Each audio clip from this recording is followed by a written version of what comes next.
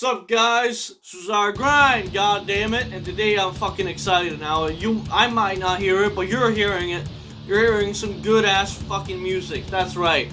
Because today, we're talking about none other than goddamn Kai. And finally, I know, I'm not even gonna attempt to pronounce the song names, but at least he got me corrected on the band name.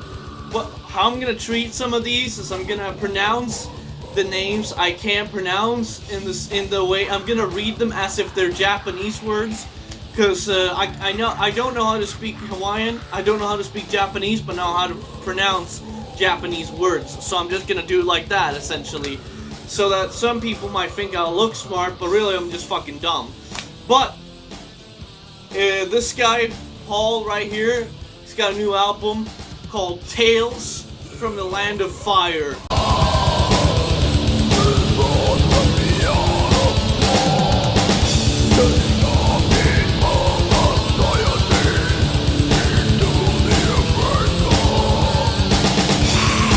And right, I figured I'd put a little snippet in there. Better be fucking, your bird better be doing this when you hear that, because that is, woohoo! That is actually one of the songs on this fucking album. I'm pretty sure I picked Embrace of Chaos. We're gonna get to that. I've actually written up a song by song review, but what he's doing here with these albums actually he did a stream I think yesterday night for me. He was just talking about like how he might even move away from this stuff, but his theme for 2 albums now, which I guess originally were actually 2 separate EPs, but we count them as like 2 albums now. He did say that also lately, that the first album was just, But what he's doing here is he's actually, writing songs about Hawaiian, like, culture, their history, their, like, legends and stuff like that, and also I don't think I wrote this, so I will say right here, I actually kind of agree with what he said in his stream, because like, a lot of the metal we get into, it's Satan and Jesus Christ is a whore. And if it's not about Satan, it's about war, or it's about hating life. You're a misanthrope, or it's something of that general caliber, right? Or it might be like the Opeth stuff. You're writing about crying in the mirror, But nonetheless, we know the usual stuff is the satanic stuff. I appreciate that he pointed that out because it's very true. It is cool. I love some of that shit, and I know he does. But, he thought, Hawaiian metal, no one's really, I'm sure he's probably aware that he's maybe not really a fucking, inventor of Hawaiian death metal. I'm sure there's some shit out there, but as far as we know, this is the first artist I know of that has written about specifically Hawaiian, lore in a sense, and he's sort of doing that as like what's something that means something to Paul. That's what he said on the stream, and I appreciate that, like writing about something that connects with you, and not just writing heavy riffs and putting some heavy lyrics for the sake of pleasing some other dude across the fucking country. I just appreciate when people write their own music. That's why I'll shout them out here, even though it's a video about Kai. That's why I love Loveholic's music. It's on Spotify. He has 2 albums, a single, and an experimental EP, and I love it, because it's honest fucking music. It comes from the fucking heart, That's what the grind looks for in music. Let's change up the angle a little bit so maybe you can see a little more of what I look like. Not that you want to, but And really, I just really appreciate when someone actually puts their heart and soul into a topic or theme or something. That's why the whole paranormal mind thing, me writing about paranormal, because that's how I kind of felt. I mean, yes, people have written about unholy ghosts and demons and before, but no one had really written about it accurately. It's always like the whole, like, what people, like the general public, it appeals more to the general public. Meanwhile, I actually wrote about the lore and history itself, and I incorporated those, but made it, you know, into caveman lyrics, essentially, so that the people who listen to my stuff will understand what it's talking about, you know? And one of the songs literally has, like, a saying in, like, a native Navajo language. But, yeah, enough about that. I just wanted to get that all away. And that's what you're gonna get from a review from Suicide Grind. You're gonna get an elaborate review. This is not a fucking song review, this is a full album review, so you're gonna get some fucking elaborate shit going. And we're gonna just go into talking about this shit, because I have a lot of notes. It's gonna be a long one, but hey, I'm just putting out my genuine fucking thoughts and opinions, so here we go. I was gonna touch on, I think I'm gonna keep the theme here where I'm playing the background music and just, you know, I don't know why I'm saying that, this is what I think.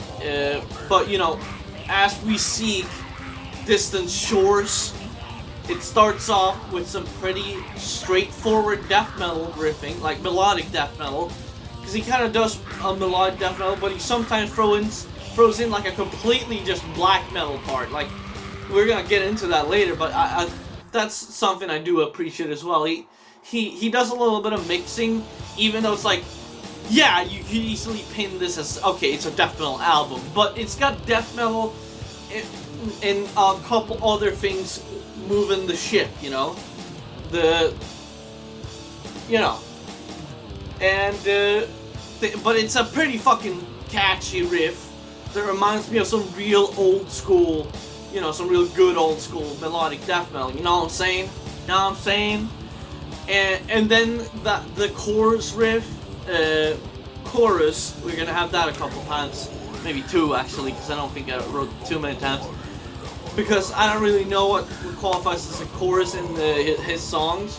That's the only thing. I mean, I also like that when you can't really pin a part to something. I mean, I know what's a verse, but I don't really know when choruses, you know, and he doesn't really write a chorus anyways. It's kind of like verses going on, and I like that. I actually prefer that over the whole verse, chorus, bridge, verse, you know, what the fuck, you know, that bullshit just sucks fucking dick. That's pop music. That's not, he's making Hawaiian death metal, not Hawaiian pop music. That would be a complete, honestly, if he did do Hawaiian pop music, I would probably still listen to it, just because I would have to know what that sounds like.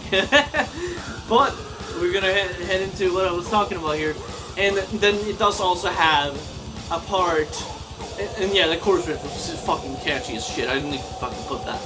It has another part that slows down to a more mid-tempo thing, and it really just, that riffing, it just really smacks you right across your face, harder than a fucking 18-wheeler crashing right into a fucking brick wall. It's a fucking steamer of a fucking track, and he doesn't slow down, because right after that we get the I feel their eyes upon me, which I tried to keep most of these texts for the songs short, so but this is actually one of the, I would say, favorites on this album, and I think if I, use my brain, that's probably what's gonna be playing in the background now, actually. It's a great fucking tune, it's got a little more of the black metal thing going on, but we appreciate that, and it's also just really fucking, creative riffing in this one, but also there's a part in there that's got a little bit of a dissection thing going on, which makes sense. He said Dissection is one of the bands he likes on the stream. and it just really tickles that sweet spot. But yeah, I try to keep it short for most of these songs, just so I don't end up with a fucking movie here, a movie review. You know what I'm saying? It's like I'm reviewing every scene of the movie. That's kind of what's gonna happen if I don't, keep it short. But that's actually, I believe, one of my favorites on the fucking album. I know it's my one. Because of that little dissection part. It stands out, it sticks into your brain. Like, but then, we slow it down again. But this time it's one of those, it's one of these. It's one of these going on, you know what I'm saying? It's the one I played in the beginning of the video. Brings of fucking chaos, dude.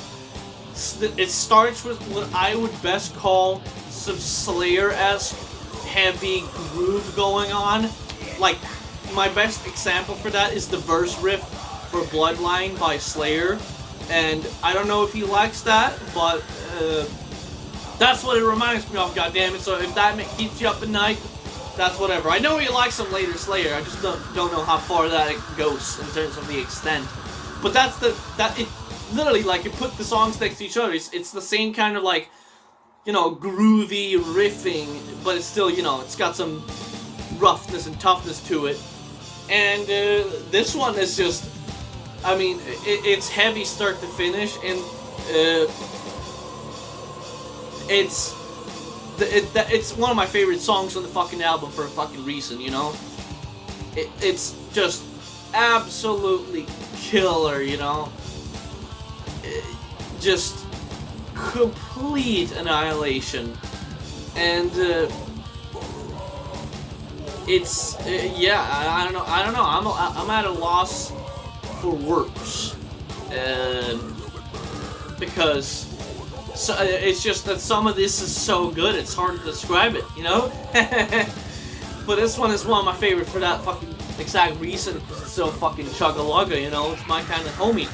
But yeah, then we got the first one. I'm gonna have to try and put in a Japanese accent. Let's see how this goes. It's Pilika Aea. Yeah, that didn't work out at all. But I know, you'll look at the album when you listen to it yourself, and probably have a couple drinks, and have a little self-pleasuring to the album because it's so fucking good. But yeah, this one's got lots of blackened melodicness. It just slaps you in the face right away with some, like, that is like very black metal influenced fucking death metal riffing right there. It's completely blackened death metal. Do not care what anyone says. I mean, I don't think I need to, because it's pretty easy to make out. But it's still, despite being super melodic and all that, it's still so dark and evil. Darkness and evil all the way. But yeah, it's one of the things that I just love about this album. Just throws in a little bit of black metal sometimes. It's cool. It stands out a little more. And speaking of standing out, this next one actually stood out quite a bit. Keali Iai Kanaka. That's probably the most Japanese sounding one so far, the way I pronounce it. Especially the Kanaka part, that just sounds like it was ripped straight out of the Japanese language. But that was a little bit of... It stood out because the riffing in the beginning, it starts with a little bit of a... The best way I can describe it is a little bit of a thrashy black and death metal riff in the beginning there. And it's sure to scare away any water jug lifting hippies. This one, it's really fucking good. That's what I'm saying. It's got a little bit of everything here. This one's got thrashy black and death metal. So we got some thrash elements, some blackened elements, some death metal elements, and you just combine like a fucking massive metal sandwich. That's how it is. That's how it should be. And that's the way it's meant. This is the way you meant to write. You make the right, throw a bunch of curveballs in there so that people don't predict. The music isn't predictable. That's one thing I gotta give you, Paul. The music is completely unpredictable. You're never really sure what's gonna happen next. Even though, yeah, I'm not shitting in your cereal here and telling you it's gold, but some parts, yeah, you're gonna be able to be like, okay, yeah, it's gonna go to a chorus now. But I'm talking like, if you never hear this before, it's gonna be some unique fucking riffing. That's what really fucking bothers me about a lot of bands, especially the kiddo bands. They don't know how to write a riff for the fucking life of them. They just ride on the low E and chug and hope it sounds good. And I'm not talking about, and I'm not even saying, I mean, Embrace of Chaos, the entire fucking intro is like jugga-dug-dung, like a low E riding on the chug. It's like it's a fucking dildo he's riding on, so chuggy. But it's pulled off in a way different way than this, like first 3 fret looking ass motherfuckers, you know? Maybe 5 frets if they fucking know how to count past 5, but apparently Paul does. I'm very confident that Paul knows how to count to 10, because that's how many frets I believe he might be using on the fucking guitar. So that's pretty awesome. I think he might even be able to count to 12, because I'm pretty sure I heard the 12th fret somewhere in there. But some cool ass fucking standout riffing, and now we're going to the last 3 songs, and he really, I don't know if this was intentional, but he saved the best songs for last. The 3 last songs are actually all faves. Like I said, the biggest faves of this album. Here we go. Literally, I typed the longest fucking essays about these. And we start with Cannibal Dogman. He actually explained a little bit. It went in this year and came out this. But all I remember, it was some like, dude, you would have to like. For me, I don't remember something until I've read it multiple times. I would have to have that written out on like a Wikipedia page, and then I would have to read it a couple times over, and then I would remember the history. But it was some fucked shit, and so actually got a lot of. He said that it's got a lot of things that had to do with eating people in Hawaiian culture, like demons or something. With eating something like that, it's got a lot of relation to eating people. I'm sure Paul will correct a lot of this and, you know, help people understand what the hell I'm talking about, because some of this is just, I mean, I might as well be speaking Japanese, because a lot of this you kind of have to hear it to understand it. But it starts with a massive goddamn intro. It's like huge ass hell. I probably put it in this video because this is a long rant garumi. But really, it's just great riffing, and then it still goes back to actually a similar riff to Keali Iai Kanaka, you know. Good luck getting me to pronounce it correctly, but you know, it has a similar riff that it kicks into for like the verse, and then it kicks into a chorus again part that has one of the catchiest hooks of the album. And I know I'm calling it a hook, but it's the closest thing to like a chorus hook type of thing that you're gonna get from Hawaiian death metal. And in this song, it just really catches my fucking ears. And yeah, that one's one of my favorite fucking good reasons. Let's call it like that. But then we got one of the slammers again. And I mean, we got once more another huge, I mean huge intro with some fucking goddamn sack that'll put Satan's balls to shame. Really heavy main riff once the song kicks in, and some absolutely fucking monstrous vocals, which I was actually putting in parentheses, talking about vocals question mark in case I didn't before, but I said it on the stream. I think his stream chat went too fast. It was flying by his fucking face. You know, I understand it. On the phone, it's a little different as well, so it's a lot easier to keep up with chat when you're on the computer. But yeah, his vocals overall, we gotta talk about them sometimes. We might as well on this song where they really stand out. Like it's a massive fucking, just, yeah, one of those high screams, and it's just. I salute this motherfucker. He's a fucking genius when it comes to this fucking, the way he uses his vocals.